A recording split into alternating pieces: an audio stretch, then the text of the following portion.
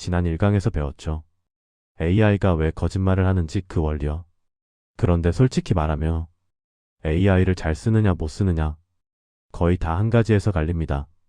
바로 질문을 어떻게 하느냐예요. 예를 들어볼게요. SNS 글 하나 써줘. 이러면 어디서 본 듯한 뻔한 글이 나와요. 그런데 조금만 다르게 시키면 바로 올려도 될 글이 나옵니다. 같은 챗GPT인데도요. 누구는 5분 만에 끝내고요. 누구는 1시간을 붙잡고도 헤맵니다. 오늘 이 강은 그 비법이에요. 바로 프롬프트 엔지니어링입니다. 끝까지 보세요. AI한테 받는 결과물의 질이 확 달라집니다. 오늘은 4가지를 가져가실 거예요. 첫째, 좋은 프롬프트의 핵심 사요소. 둘째, 고급 기법 2가지. 퓨샷과 단계적 사고예요. 셋째, SOP 프롬프트. 반복 업무를 표준 프롬프트로 만드는 거죠. 넷째, 디버깅. 답이 별로일 때 3단계로 고쳤습니다. 특히 뒤로 갈수록 실전 내용이에요. 내일 당장 회사에서 써먹어요. 그러니 끝까지 보세요. 먼저 왜 프롬프트가 중요할까요? 1강에서 배웠죠. AI는 대단한 사고를 하는 게 아니에요. 가장 자연스러운 다음 단어를 고르는 기계죠. 그러니 어떤 단어로 어떤 맥락을 주느냐. 거기에 따라 방향이 완전히 달라져요. 똑같은 질문도 마찬가지예요. 초등학생 수준 답이 나오기도 하고요. 전문가 수준 답이 나오기도 합니다. 다시 말해 프롬프트는 설계도예요. AI한테 건네주는 설계도죠. 엉성하면 결과물도 엉성하고요. 정교하면 결과물도 정교해집니다. 그래서 AI 실력은 곧 프롬프트 실력이에요. 비싼 도구보다 질문이 훨씬 중요합니다. 자, 이제 본론입니다. 좋은 프롬프트엔 4가지가 들어가요. 역할, 맥락, 지시, 형식. 이 4글자만 외우세요. 그럼 오늘 절반은 가져가시는 거예요. 화면 아래 예시를 보세요. 누구로서 어떤 상황에서 무엇을 어떤 형태로 이 4개를 한 문장에 담으면 됩니다. 처음엔 좀 어색해요. 그런데 몇 번만 해보면 금방 익어요. 챗GPT든 클로드든 똑같이 통하는 공식이에요. 그럼 하나씩 볼게요. 첫째, 역할입니다. AI한테 너는 누구다를 정해주는 거예요. 그냥 글 써줘가 아니에요. 당신은 10년차 카피라이터입니다. 이렇게 시작하면 AI가 그 수준에 맞춰 답을 만들어요. 역할만 줘도요. 어휘부터 깊이까지 확 달라집니다. 당신은 세무사입니다. 당신은 초등학교 선생님입니다. 누구로 지정하느냐에 따라요. 같은 질문도 다른 답이 나와요. 그래서 첫 문장은 거의 항상 이거예요. 당신은 무엇입니다. 둘째, 맥락이에요. 지금 어떤 상황인지 배경을 주는 거죠. AI는 내 머릿속을 못 봐요. 20대 여성에게 홍보한다.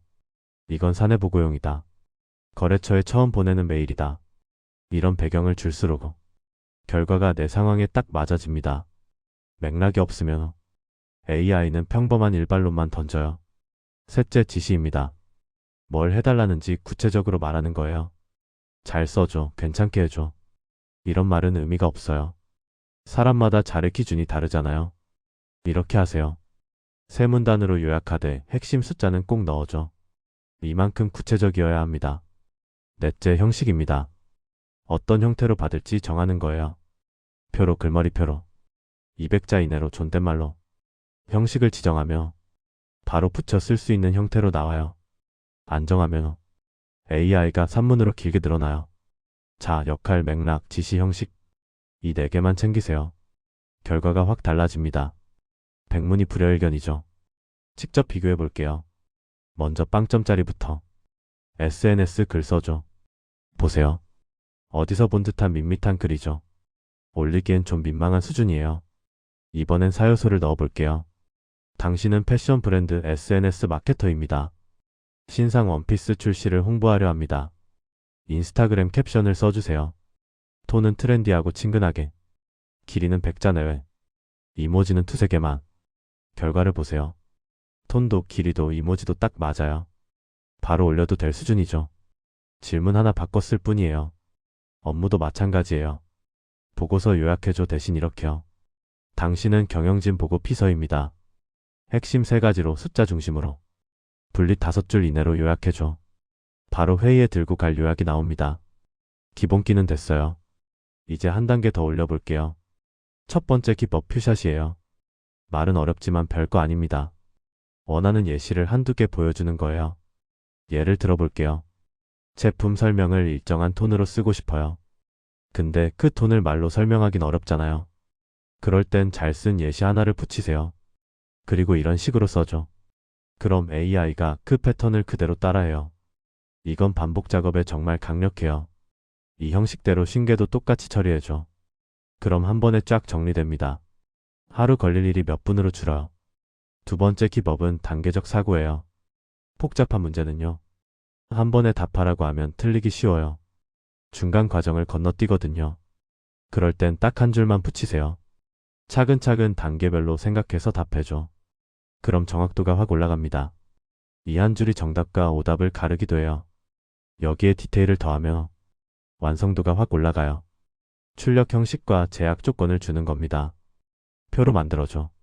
존댓말로. 전문 용어는 빼고 쉽게. 300자 이내로. 하지 말 것도 정해주면 좋아요. 추측은 빼고 확실한 것만. 과장된 표현은 쓰지 마. 이렇게 울타리를 쳐주면요. AI가 딴 길로 안 새요. 반대로 흔한 실수요. 결국 사요소 중 하나를 빠뜨리는 거예요. 역할을 생략하면 결과가 평범해집니다. 맥락이 없으면 AI가 상황을 제멋대로 가정해요. 지시가 두루뭉술하면 엉뚱한 걸 내놓고요. 형식을 안 정하면 줄글이 나와요. 이 네 개만 챙기세요.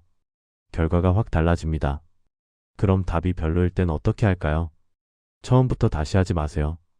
프롬프트 디버깅 3단계면 됩니다. 첫째, 진단이에요. 어느 요소가 빠졌는지 봅니다. 둘째, 재설계. 빠진 요소를 채워 다시 써요. 셋째, 비교하고 저장해요. 전후를 비교해 더 나은 걸 남깁니다.